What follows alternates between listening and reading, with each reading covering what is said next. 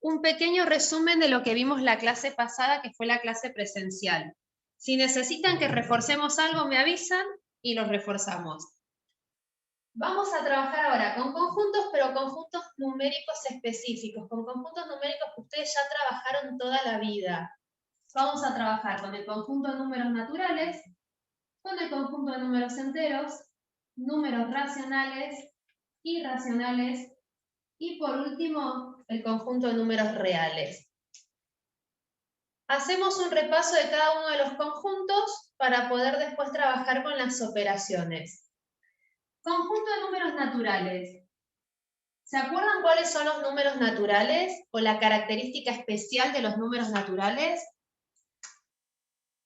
¿Eran todos los positivos? Son todos los positivos, justamente. Arrancan en un número especial, arrancan en el 1, porque el 0 no lo tomo y ahora vamos a ver por qué.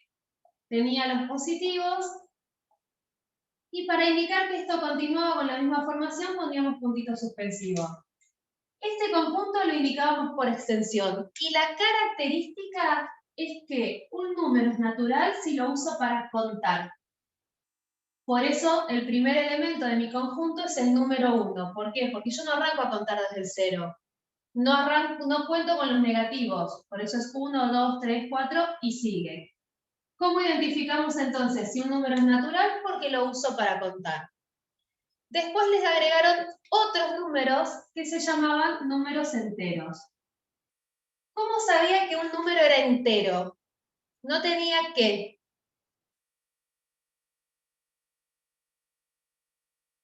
Si es entero, no tiene qué.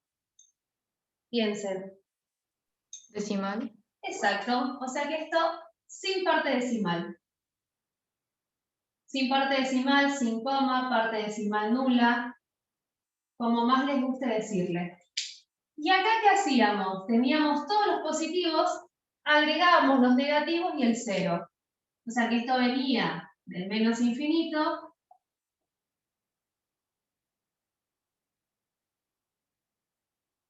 y seguía al infinito. Y podíamos ver que había una relación entre los naturales y los enteros. ¿Qué relación? Que los naturales estaban incluidos en el conjunto de números enteros. ¿Qué significa eso? Que todo número natural es un número entero. ¿Por qué? Porque todos los números que uso para contar no tienen parte decimal. Después tuvimos que agregar otro conjunto más que no se podía indicar por extensión. No podíamos indicar absolutamente todos los elementos que tenía nuestro conjunto. Entonces los escribíamos por extensión, dando las características. Los naturales los uso para contar. Los enteros no tienen parte decimal. Ahora tengo que agregar que todos esos números que se pueden representar como fracción. Todos esos números que están dando vueltas que son fracciones o se pueden representar como ellas. ¿Cómo lo escribíamos a este conjunto? Decíamos que el conjunto de números racionales era el conjunto formado por los elementos tales que tenían forma de fracción, numerador sobre denominador. Pedíamos que el denominador no fuera 0, porque nosotros no sabemos dividir por 0, y encima pedíamos que los elementos que formaban mi fracción fueran números enteros. Y ahí encontrábamos una nueva relación.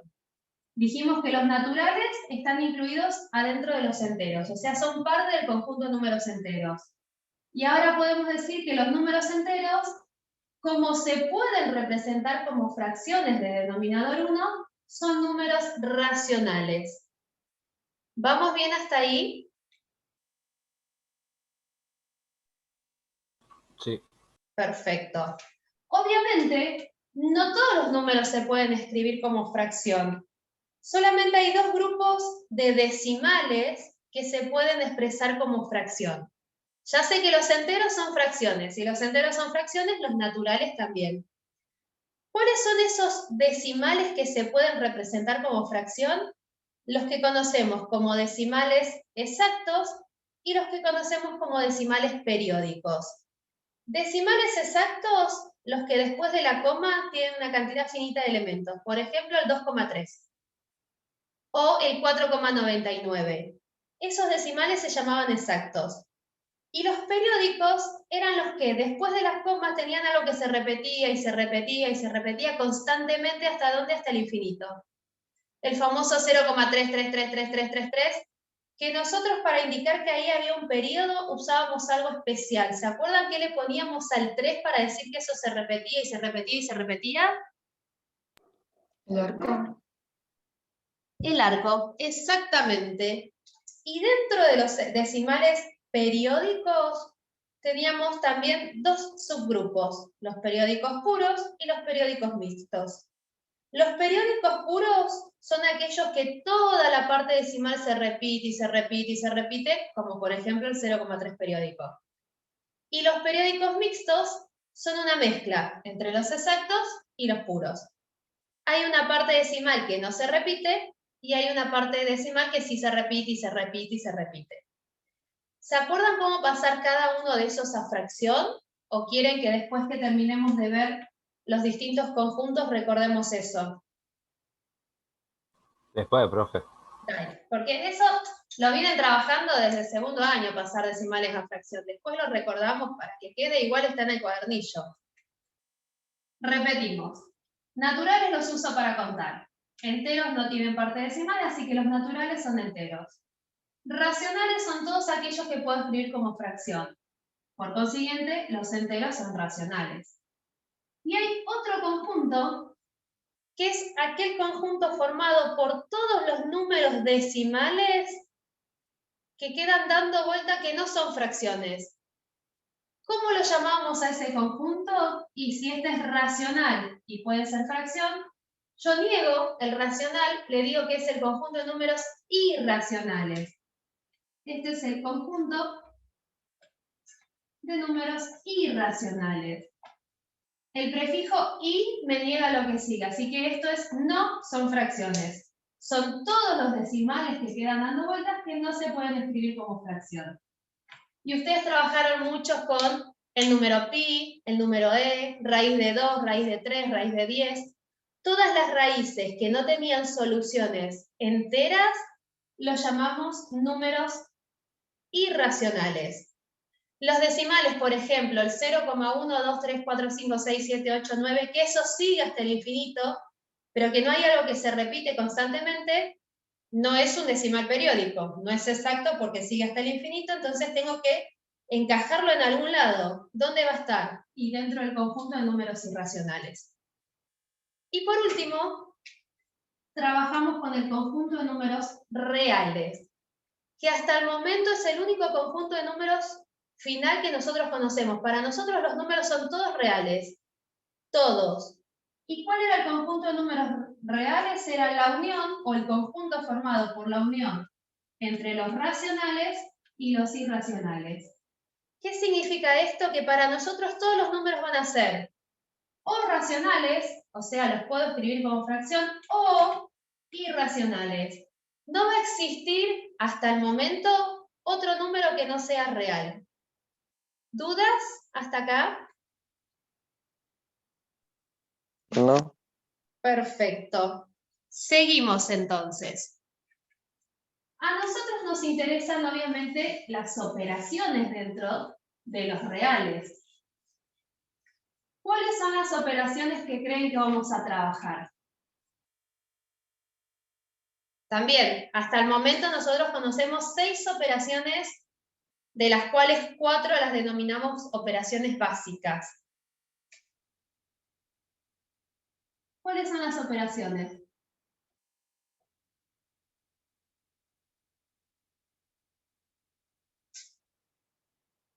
Escucho ofertas, chicos. Operaciones, ¿cuáles son? Con cualquier conjunto numérico que hayan trabajado. Con los naturales vamos. ¿Qué aprendieron a hacer primero con los naturales? ¿Qué operación básica?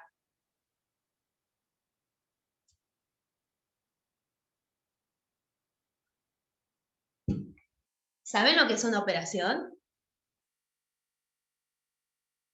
Suma, resta, multiplicación, división. Exactamente. Las operaciones básicas, suma, resta, multiplicación, división. Después agregamos 2 más, potencia y radicación.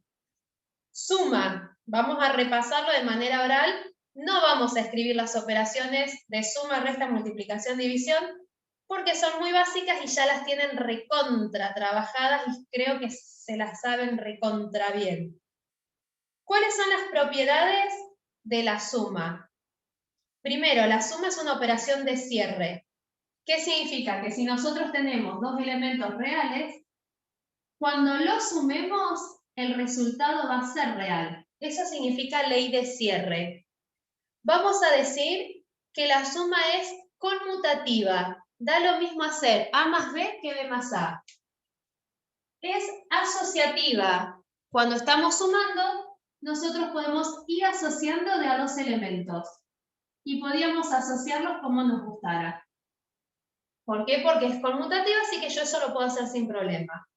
Existe un elemento que se llama elemento neutro de la suma. Es un elemento tal que cuando yo lo opero con cualquier número, obtengo exactamente el mismo número. Y ese elemento neutro lo opero tanto a derecha como a izquierda. ¿Quién es el neutro de la suma? ¿Qué número tengo que poner acá? Número real pongo acá para que la suma no me cambie.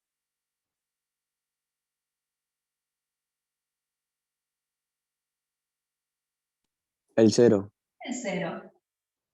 El 0 entonces se conoce como neutro de la suma. Como la suma tiene neutro, podemos asegurar que existe un elemento que operado con alguien que se llama inverso, nos da ese neutro, que se opera tanto a derecha como a izquierda. ¿Cuánto le tengo que agregar a A para que me dé 0? Que inverso en realidad en la suma lo conozco con el nombre de opuesto.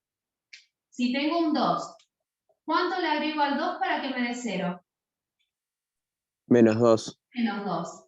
Si mi número ya deja de ser 2 y es genérico, es A, puedo definir como el opuesto de A al número menos A. Que cuando yo lo opero en suma con un elemento, me devuelve el neutro. ¿Vamos bien hasta acá?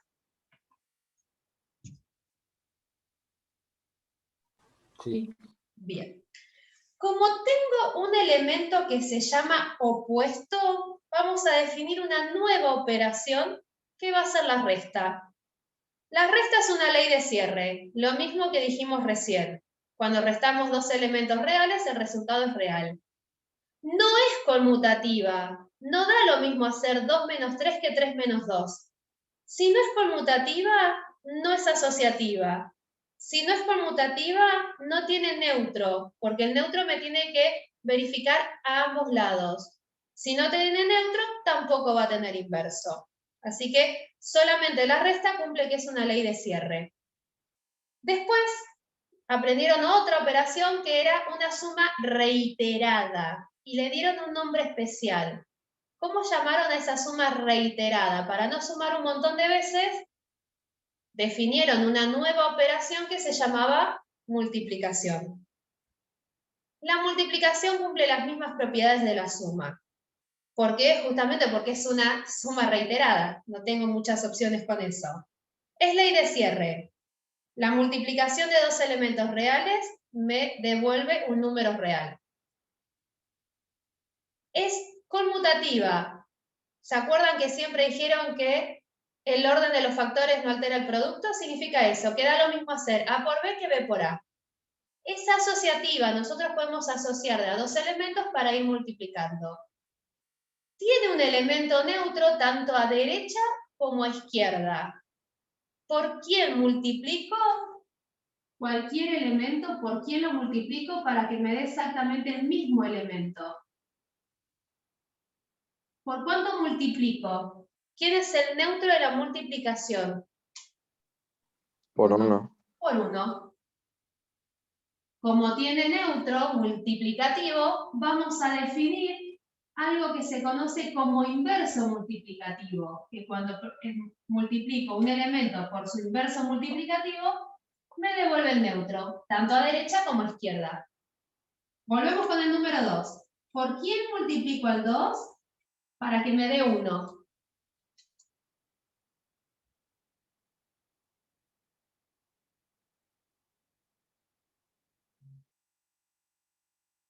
¿Por cuánto?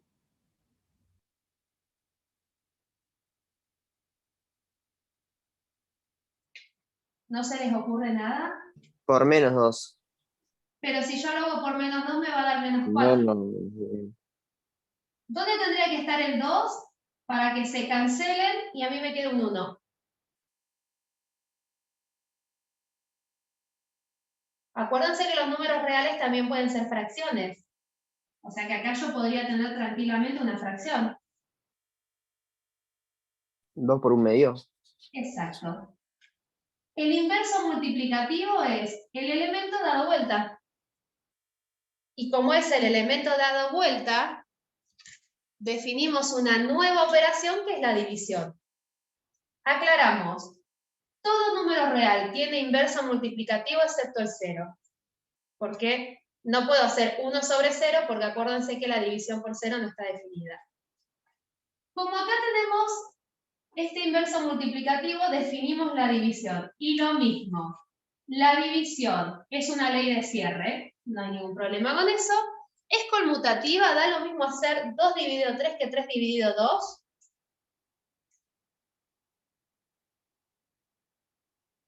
¿Es lo mismo? No. No. Si no es conmutativa, no es asociativa. No tiene neutro, no tiene inverso, así que solamente es lo mismo que nos pasó con la resta, es una ley de cierre. ¿Cómo hicimos para definir todas estas operaciones? Gracias a la suma.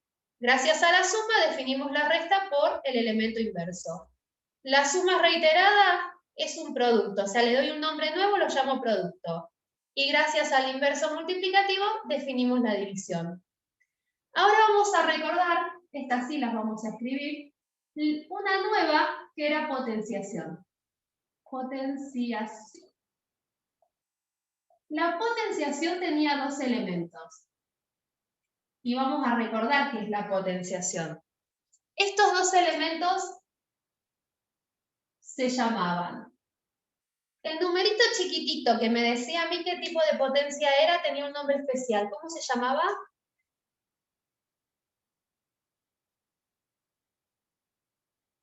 ¿No se acuerdan?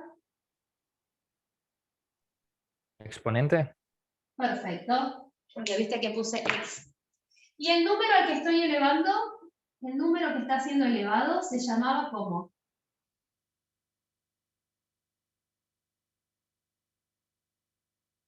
Base.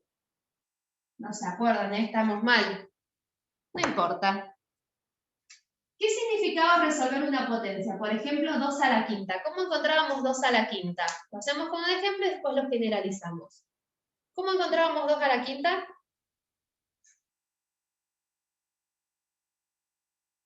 Yo sé que lo saben. Haciendo 2 por 2 por 2 por 2 y así. Tipo, o sea, 5, ¿no? 5 veces 2. Exactamente.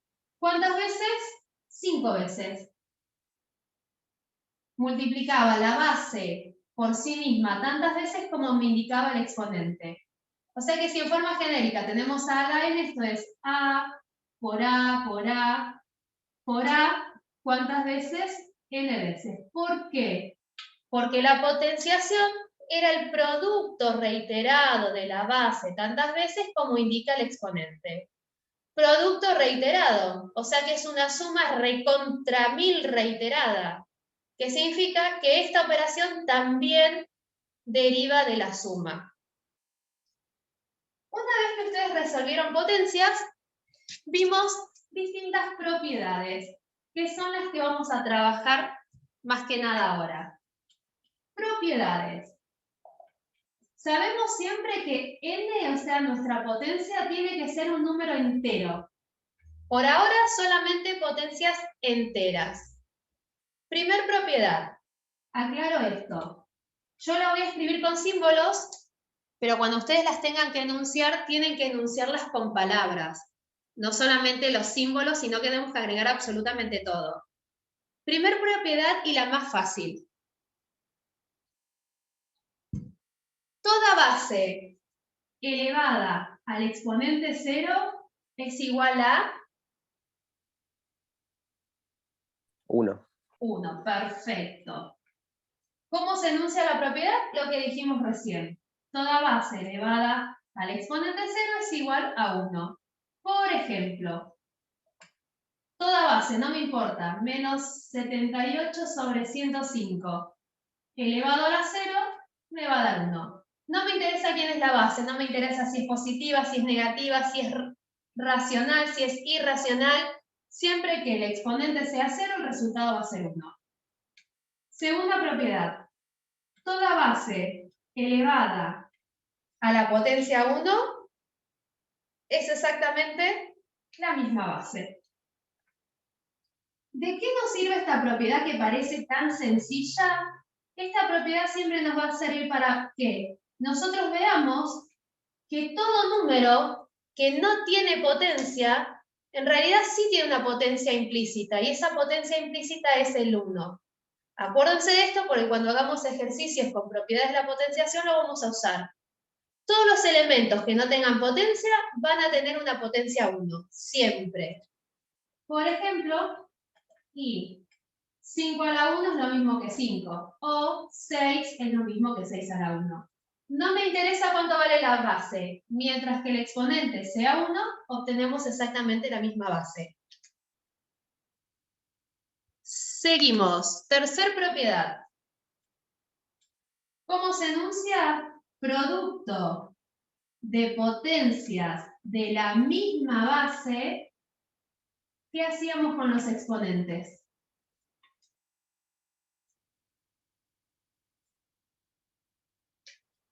Producto, o sea, tengo Lo una... sumamos.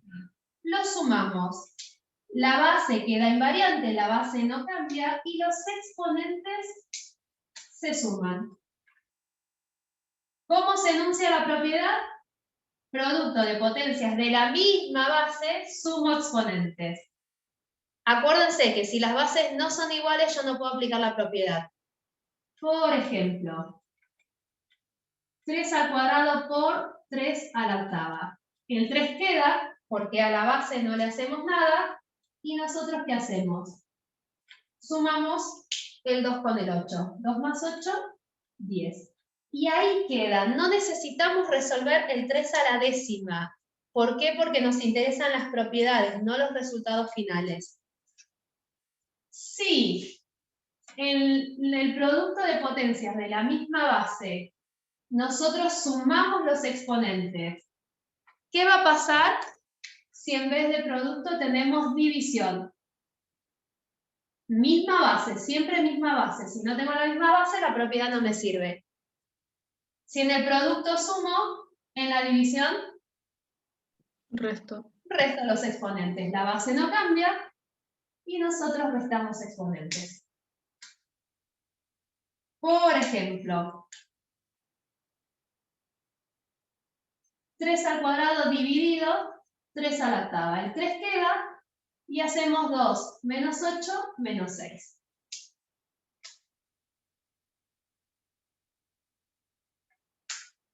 La quinta propiedad nos decía qué pasaba con la potencia de potencia. La base quedaba, ¿y qué hacíamos con los exponentes?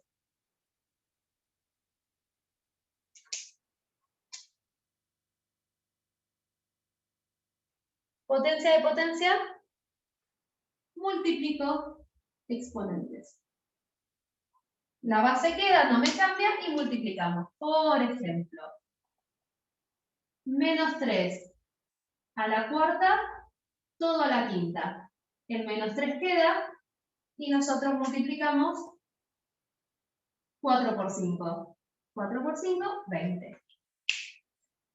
La potencia distribuye solamente con dos operaciones.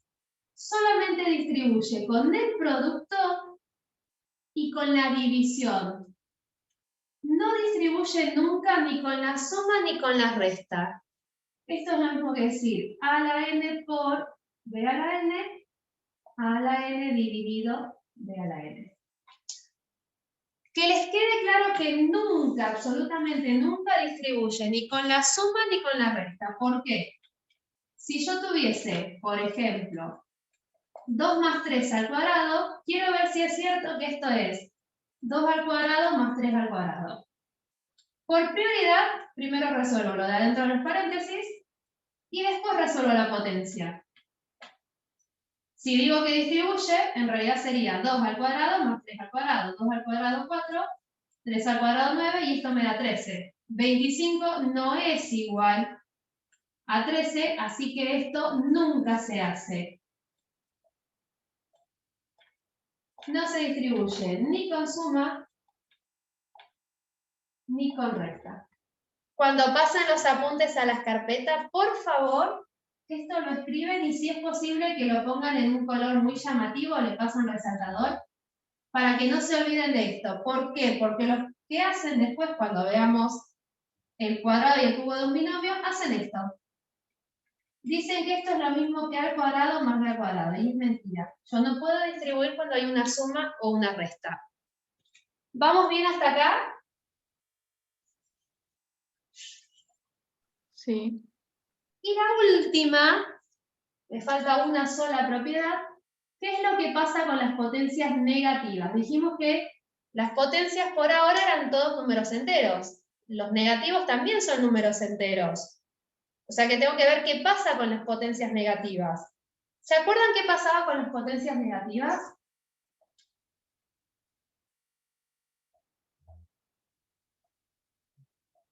¿Qué nos hacía una potencia negativa?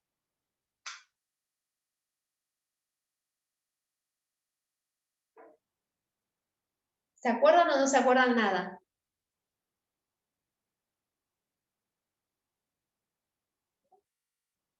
¿No se acuerdan que esto se daba vuelta y se elevaba a la potencia positiva? Acá es lo mismo, se daría vuelta la base y elevaríamos a la potencia positiva. Potencias negativas en realidad nos decían a nosotros que ese elemento estaba en el denominador. Entonces, ¿qué hacíamos? Dábamos vuelta y elevábamos a la potencia positiva. Hasta acá, ¿cómo vamos?